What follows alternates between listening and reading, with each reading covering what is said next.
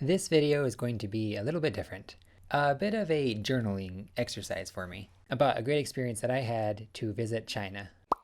While I was in China, I spent almost 3 or 4 months there, and I gained so many new perspectives and learned so many things, and yet I neglected to write in my journal even once. Last year, I had the opportunity to spend some time with my family in China. I was there with my wife for almost 4 months. And like any new experience, there is a lot of emotions that come with that. I was mostly excited, but I did not know what I was in for. I didn't know how different China would be from America, and I didn't know how similar it would be. The most obvious thing is the difference in language, in that it is a language that you can't even attempt to read.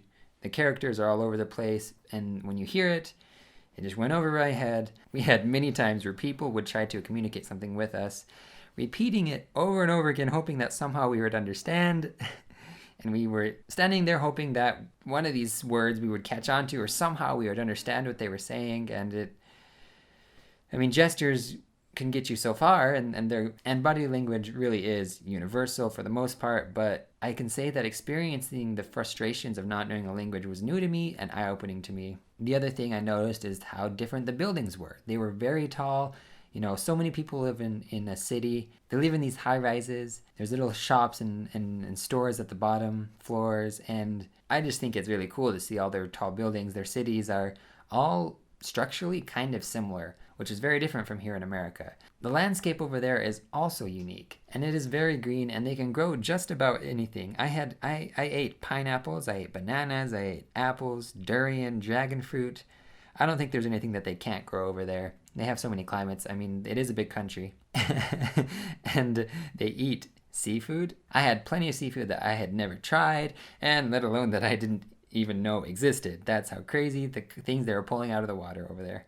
Traveling was great in China. They have high-speed trains that connect city to city, that passes through countrysides with little farmhouses, and they glide at a super fast speed. It is just really a great way to travel.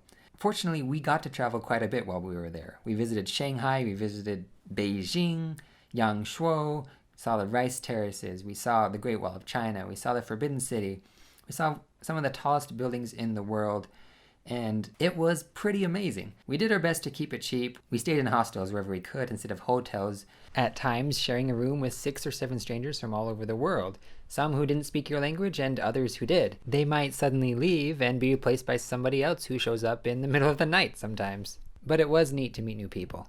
It was hard though to hail a cab and to be able to tell the person where you wanted to go. We relied a lot on maps and learned a lot about traveling. All in all, it taught me that you really can't put a price tag on memories. These experiences I really will treasure, and even though I hesitate to spend money on travel because it was not something I've always loved to do, I now know that it is very, very worth it. This view you're looking at here is the window from our 3rd-story apartment building in Daguanghua. It's the name of a school in Weihai, China. The cafeteria here provided us 3 square meals a day, and while oftentimes I would sleep in and skip the boiled egg and the spicy cabbage to get a little bit more sleep, I was very grateful for the cooks and the food they provided us. Oftentimes with the special treat of duck leg or bananas or those little grape tomatoes, all sorts of fruit that was delicious.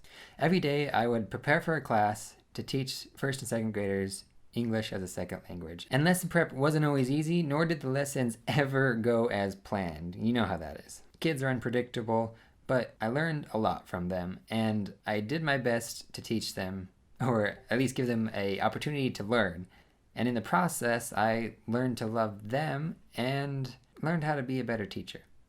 I never ever imagined that I would have the opportunity to go to China, nor did I think that I would even want to. But I took the opportunity that life gave me, and I did it. We visited, we saw new people, we ate at their tables in their homes, and saw firsthand the respect that they have for teachers. And we were treated truly, truly like guests. And despite myself being an imperfect teacher, they loved me, and they treated me as such. Being in a foreign land was hard for me, but of course there are many good things that came of it. I gained relationships and experiences that I will never forget. More than anything, it opened my mind and opened my eyes and taught me that the world is full of people and full of places that have so much to offer. Experiencing different cultures and meeting new people and seeing new places taught me to see the world as more than me. And that, I think, is something that's worth remembering. Something that I hope can put a smile on my face when I'm having a bad day. So there you go. The world is a big place, but it's an amazing place. So remember to smile. Thanks for listening to this video, guys. It's been hard to get my thoughts down on paper. I hope it wasn't too boring for you. Anyway, in the meantime, I'll be making YouTube videos, so subscribe here if you want to hear more stories, if you want to try new things and do some art with me.